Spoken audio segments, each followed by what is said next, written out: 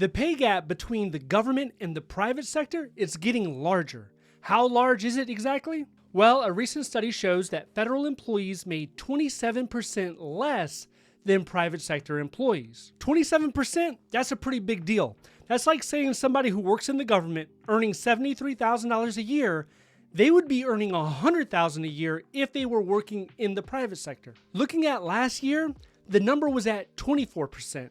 So that's a 3% year-over-year increase.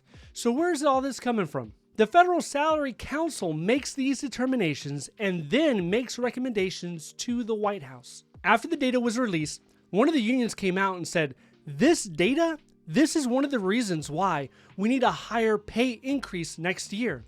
Now, if you don't know, 5.2%, that's the amount that is supposed to go in effect January. That's what the president proposed. There hasn't been a lot of pushback on that number.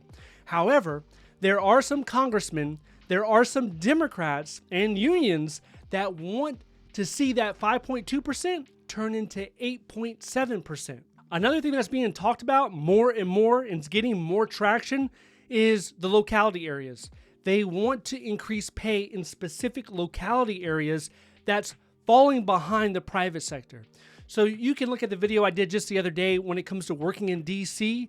Most people cannot afford a home. If you want to live anywhere 30, 35 minutes from DC, you're not going to be able to afford a home. Same could be said about New York City, San Francisco, Los Angeles.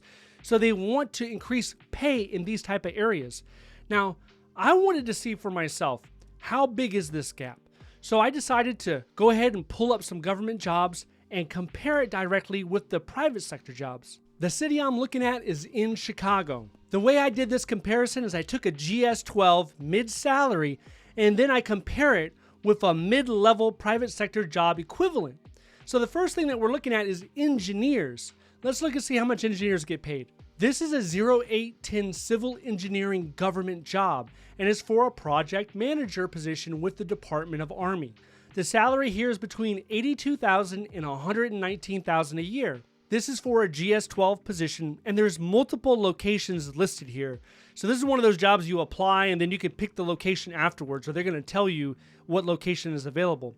So for this, we need to pull up the GS pay scale for Chicago. This position would start at $92,000 a year, but we will use the GS-12 Step 5 salary, which is at $104,000 a year. The question is this: can we earn $104,000 a year or more in Chicago as an engineer working in the private sector? Let's jump on Glassdoor and see just how much civil engineers are paid in the private sector. As we scroll down, we see a lot of different salary averages. Most of these are between $80,000 and $100,000 a year. We have some at $105,000 a year and $117,000 a year at Burns and McDonald. I don't really see a huge disparity when we're looking at government and private sector jobs in engineering in Chicago. Now, one of the reasons I have to use Glassdoor, or you can use an equivalent website, is because when you go to apply for these jobs, they don't have the salary listed. The salary is something they want to negotiate with you and try to get the best deal as possible. Okay, let's look at a different type of job in the IT industry. This is a 2210 IT specialist at the GS-12 level.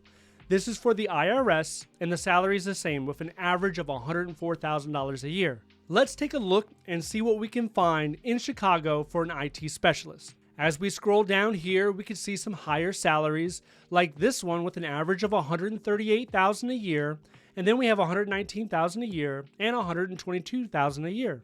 If we take the higher salary of $138,000 a year, that would be about a 32% difference, which is pretty close to that 27% figure that we mentioned earlier. This could be what that panel is talking about. This might be the gap that they're trying to close. Let's keep going. Next, we're going to look at administrative jobs. This is a program analyst position in the IRS, once again at the GS-12 level in Chicago. We are still working with that $104,000 a year salary. Let's see what we can find. As we scroll down, we can see positions at the $90,000 a year level.